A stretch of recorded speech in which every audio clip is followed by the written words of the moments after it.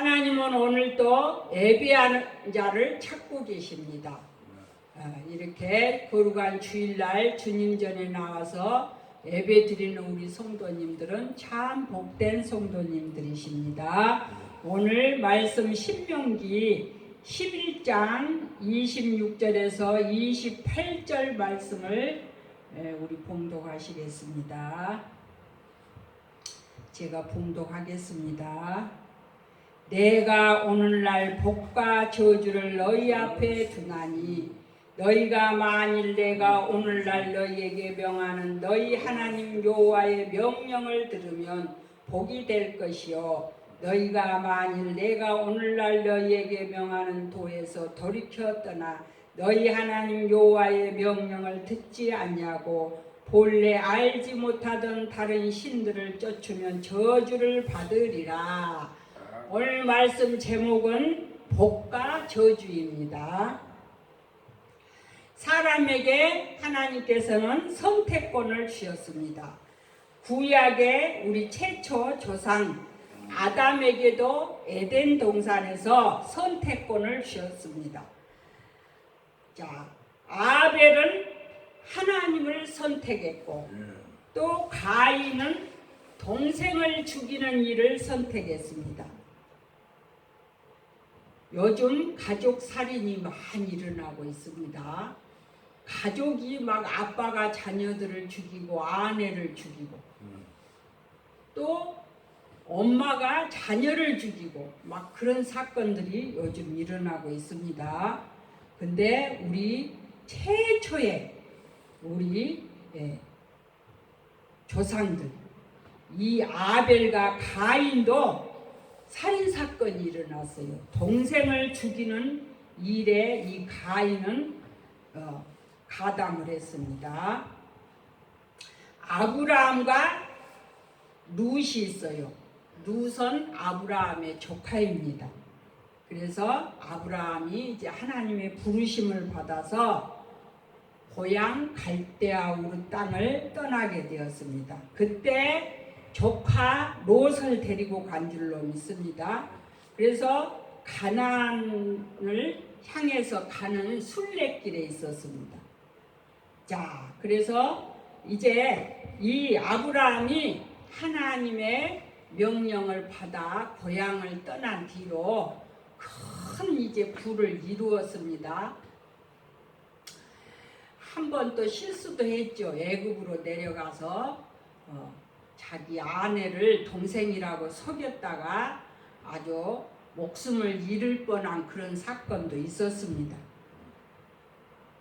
그래서 애굽에서 나올 때 애굽 왕이 많은 재산을 이 아브라함에게 줘가지고 더 부자가 됐어. 근데 조카 롯도 자기 이제 삼촌 아브라함을 따라다니면서 복을 받게 됐어요. 그러다 보니까 이제 가축이 많이 늘어났어.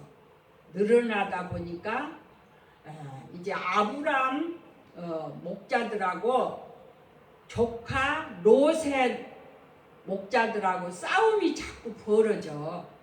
가축들을 몰고 다니면서 풀을 또 먹여야 되고 물을 또 가축들에게 먹여야 되고 하니까 서로 자기 가축들을 더 먼저 물을 주기 위해서 서로 싸움이 일어나. 그러니까 그때 이제 아브라함은 조카 롯하고 할 수 없이 헤어져야 될 상황이 되었습니다. 그래서 아브라함은 이제 하나님을 선택을 했어. 그래서 마태복음 5장에 심령이 가난한 자는 천국이 저희 것이며, 신약에서 마태복음 5장에는 축복의 말씀입니다. 근데 제일 첫 번째 말씀을 선택을 했어요. 심령이 가난하다는 것은 오직 하나님만 의지한다는 그런 뜻입니다. 그래서 이 아브라함은 오직 하나님을 의지하는 데 선택을 했어. 그리고 조카 롯은 보암직하고 먹음직하고 탐스런 소돔 땅을 선택을 해서 결국에는 소돔이 멸망할 때 어떻게 됐어요? 피신하다가 롯의 아내가 뒤를 돌아보다가 소금 기둥이 되어버렸다고 했습니다. 자, 사울과 다윗도 있습니다. 둘 다 하나님으로부터 기름 부음을 받는 이스라엘 초대 왕이었습니다. 다윗은 하나님을 선택을 했습니다. 사울은 앙권을 이용해서 권력을 택해가지고 그 결과 책임은 내가 선택한 대로 이루어졌다고 그랬습니다. 사울과 그의 아들 요나단과 그의 가문이 칼에 맞아 다 죽는 그런 사건이 있었고 그 가문은 망한 줄로 믿습니다. 예수님도 선택권을 우리에게 주시는 말씀을 하십니다.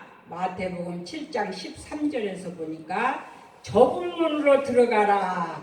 멸망으로 인도하는 문은 크고 그 길이 넓어 그리로 들어가는 자가 많고 생명으로 인도하는 문은 좁고 길이 협착하여 찾는 이가 적음이니라.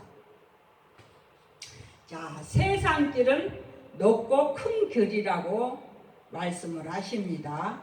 그리고 생명으로 인도하는 문은 좁은 문이라고 말씀을 하십니다. 주님을 따라가는 길에 눈에 보이는 것도 없고 손에 잡히는 것이 없다 할지라도 우리는 감사함으로 주님을 따라가야 될 줄로 믿습니다. 오늘 이 시각 주님의 길을 우리는 선택하는 성도님들이 다 되시기를 예수님의 이름으로 축원드립니다.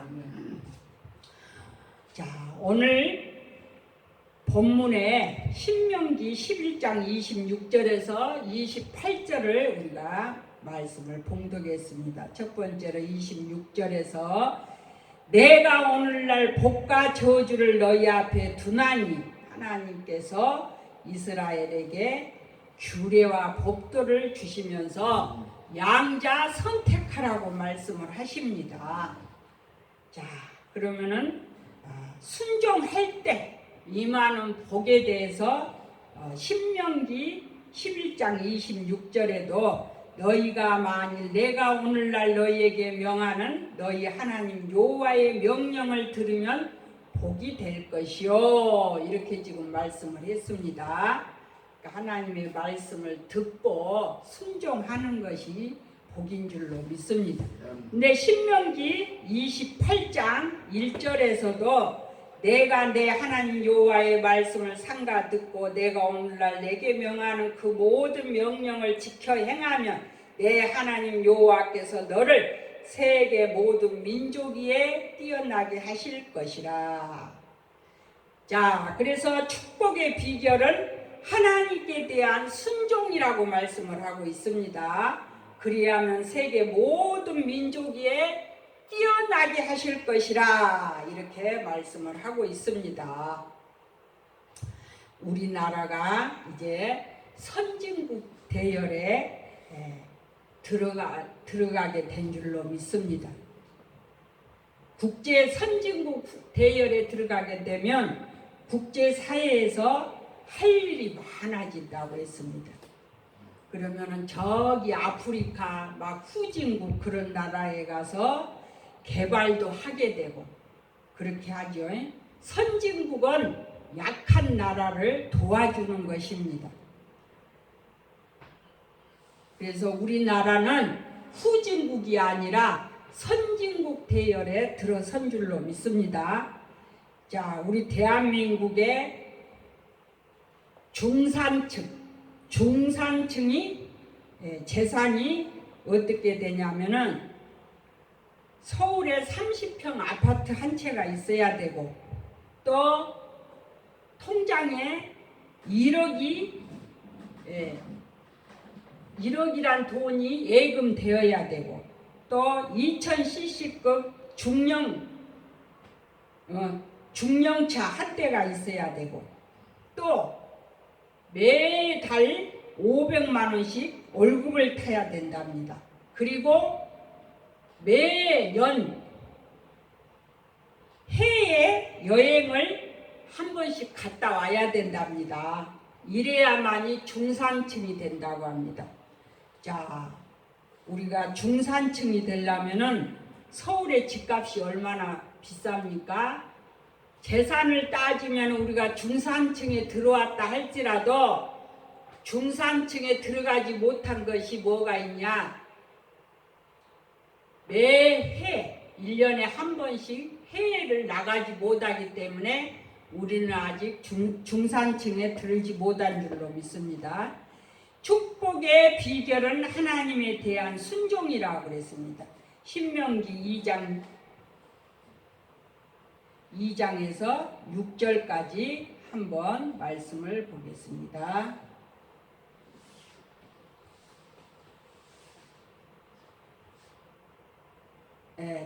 찾지 마시기 바랍니다. 하나님은 규례와 법도를 주시고 순종과 불순종할 것을 선택하라고 말씀하십니다. 순종이 제사보다 낫다고 하십니다. 하나님은 순종하는 자를 기뻐하시고 그에게 복 주시기를 원하고 계십니다. 순종의 범위는 무엇이겠습니까? 집사의 역할도 있고 또 전도사의 역할도 있고 그 모든 역할을 잘 해야 될 줄로 믿습니다. 또 목사 역할도 있습니다. 우리가 섬김을 받으려고 하지 말고 항상 섬기는 자가 되어야 될 줄로 믿습니다. 집사 때 섬기고 또 전도사 때도 섬기는 것이 다 달라요. 그러니까 목사 때는 더 잘 섬겨야 돼. 그래야만이 하나님이 구약에 우리 믿음의 조상들처럼 물권을 열어주신 줄로 믿습니다. 우리가 복음을 거저 받았으니까 복음을 거저 주어야 될 줄로 믿습니다. 요즘 유튜브를 많이 보게 되는데 보다 보면은 찬양 한 곡 올려놓고 계좌번호 올려놓고 또 설교 하나 또 올려놓고 계좌번호 올려놓고 그런 사람들이 있더라고요. 그러는데 그렇게 하면 자꾸 욕을 얻어먹어 기독교가 개독교라고 그러죠. 그러니까 우리는 항상 복음을 우리가 그저 받았으니까 그저 줄 수 있는 잘 섬기고 순종해서 하나님께 복을 받는 우리 성도님들이 다 되시기를 예수님의 이름으로 축원드립니다. 두 번째로 불신앙이 가져다준 저주에 대해서 한번 알아보겠습니다. 본문 신명기 11장 28절에서 다른 신을 쫓으면 저주를 받으리라 이렇게 말씀을 하고 있습니다. 이스라엘 민족에게는 항상 두 가지 갈등이 있었습니다. 하나님께 대한 신앙인가 또 다른 우상을 섬겨야 할까? 그들은 이 둘 사이에서 언제나 갈등을 하고 있었습니다. 신명기 28장 15절부터 68절까지는 불신앙이 가져온 저주의 말씀이 들어가 있습니다. 어디 한번 신명기를 한번 살펴보시겠습니다. 자, 불순종으로 인한 저주의 말씀이 있습니다. 내가 만일 내 하나님 여호와의 말씀을 순종하지 아니하여 내가 오늘날 내게 명하는 그 모든 명령과 규례를 지켜 행하지 아니하면 이 모든 저주가 내게 임하고 내게 미친 것이니 내가 성읍에서도 저주를 받으리라 들에서도 저주를 받을 것이요 또 내 강주리와 떡반죽 그릇이 저주를 받을 것이요 내 몸의 소생과 내 토지의 소산과 내 우양의 새끼가 저주를 받을 것이며 내가 들어와도 저주를 받고 나가도 저주를 받으리라. 아까는 하나님 앞에 순종을 하게 되면은 똑같이 복이 임하는데 불순종할 때는 저주가 임한다고 이렇게 말씀을 하고 있습니다. 하나님의 말씀은 언제나 이중성이 있습니다. 즉 순종하는 자에게는 축복의 근원이 되지만 불순종한 자에게는 저주와 올무가 된다고 했습니다. 자, 20절에서 한번 보겠습니다. 20절. 내가 악을 행하여 그를 잊음으로 내 손으로 하는 모든 일에 여호와께서 저주와 공구와 경책을 내리사 망하며 속히 파멸하실 것이라 그랬습니다. 여기에서 지금 공구라는 말씀이 나와요. 여호와께서 저주와 공구와 경책을 내리사. 공구라는 말씀은 히브리어로 메후마. 이 말의 뜻은 혼란이라는 의미입니다. 혼란. 즉 하나님께 대한 불순종은 불안과 혼란을 가져다 준다고 했습니다. 현대인들의 생활은 더 윤택해졌지만 늘 생활에 쫓기다 보니까 평안이 없어. 그리고 늘 불안한 삶을 살고 있다고 그랬습니다. 하나님께 대한 불순종은 결국 파멸을 가져온다고 그랬습니다. 하나님의 심판은 우주적이며 세계성을 갖는다고 했습니다. 자, 자연현상마저도 우리를 예면하게 되는 것이 하나님께 대한 불순종이라고 그랬습니다. 자, 코로나 전염병 말씀이 28장 58절에서 62절까지 있습니다. 어제 한번 보겠습니다. 28장 58절에서 내가 만일 이 책에 기록한 이 율법의 모든 말씀을 지켜 행하지 아니하고 내 하나님 여호와라 하는 영화롭고 두려운 이름을 경외하지 아니하면 여호와께서 너의 재앙과 내 자손의 재앙을 극렬하게 하시리니 그 재앙이 크고 오래고 그 질병이 중하고 오래일 것이라. 여호와께서 내게 두려워하던 애굽의 모든 질병을 내게로 가져다가 내 몸에 들어붙게 하실 것이며 또 이 율법책에 기록지 아니한 모든 질병과 모든 재앙을 너의 멸망하기까지 여호와께서 내게 내리실 것이니. 얼마나 무서운 말씀입니까? 우리가 빨리 하나님 앞에 순종을 해야지. 3년 동안 얼마나 많은 사람들이 죽었습니까? 3년 동안. 근데 이제는 코로나 걸린 사람들이 숫자가 요즘은 뭐 작년보다는 더 작아졌지만은 이 질병이 하나님 앞에 순종하지 아니하면 오래 간다고 지금 여기에 본문의 말씀이 기록되어 있잖아요. 그러니까 우리가 하나님 앞에 빨리 순종해야 될 줄로 믿습니다. 모두 다. 저주에 대한 말씀은 성경에 많이 기록되어 있어요. 신명기 27장 11절에서도 26절까지 모세가 에발산에서 선포한 저주가 있는데 이 말씀이 12가지가 있어요. 12가지. 그 중에 제가 3가지만 뽑아봤습니다. 그 중에 27장 15절에 보니까 장색의 손으로 조각하였거나 부어 만든 우상을 여호와께 가증한 것이라 할 것이요 모든 백성은 아멘 할지니라. 자, 그래서 우상을 섬기고 우상을 조각해서 이런 것들은 하나님께 가증한 것이라고 그랬습니다.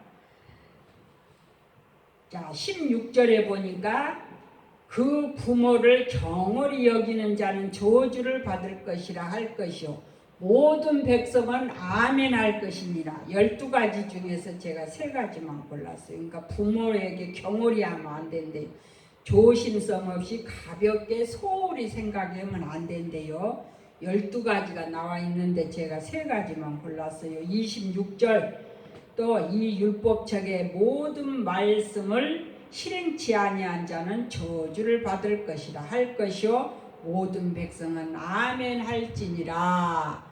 하나님의 말씀은 우리에게 지켜라 할 것과 또 지킬 것과 또 지키지 아니할 것 이렇게 두 가지가 나와 있습니다. 그러니까 우리는 하나님의 말씀 안에서 하나님이 하라고 한 것은 해야 되고 우리가 그렇게 하나님의 율법의 책을 다 지켜야 될 줄로 믿습니다. 말라기 3장 9절에 보니까 너희 온 나라가 나의 것을 도둑질하였으므로 너희가 저주를 받았느니라. 여기에 보니까 나라래. 나라가 온 나라가 나의 것을 도둑질하였으므로 너희가 저주를 받았느니라. 이렇게 말씀합니다. 그러니까 하나님 것을 도둑질하면 나라도 저주를 받고 또 나 개인도 저주를 받게 되겠죠.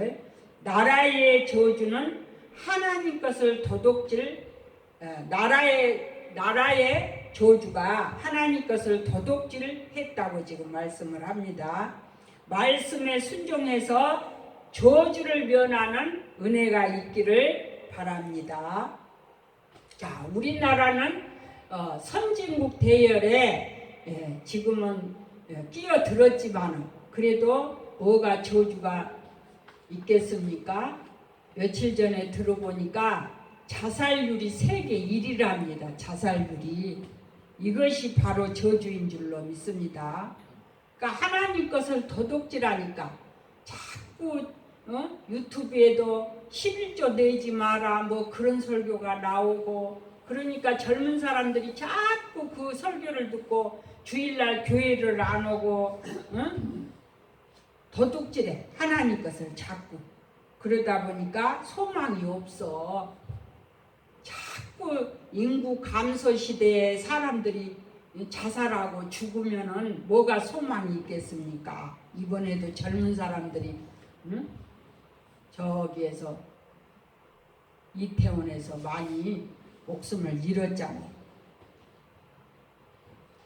나라의 저주가 세계 자살 1위라는 것이 이것이 바로 저주인 줄로 믿습니다. 축복과 저주는 선명하게 구별된다고 그랬습니다. 저주는 축복의 탈을 쓰고 우리에게 다가옵니다. 성도들에게 접근을 해가지고 달콤하게 유혹을 합니다.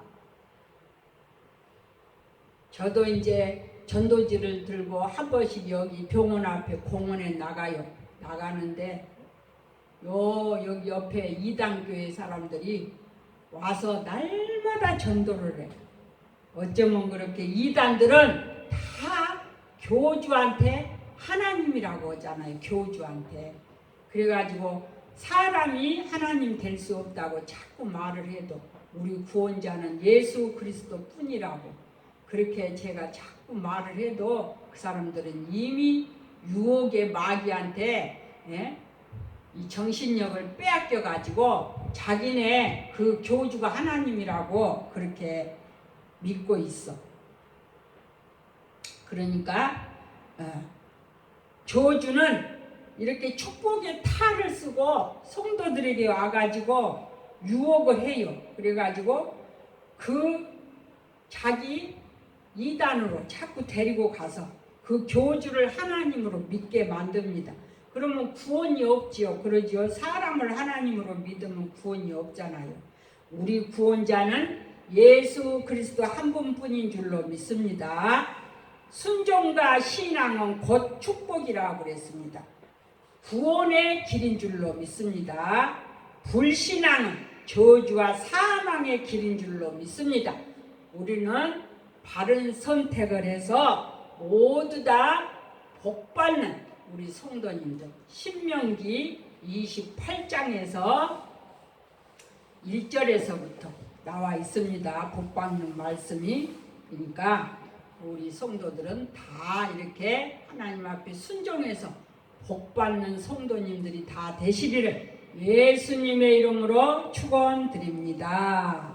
우리 찬양 한 장 하시겠습니다. 찬양.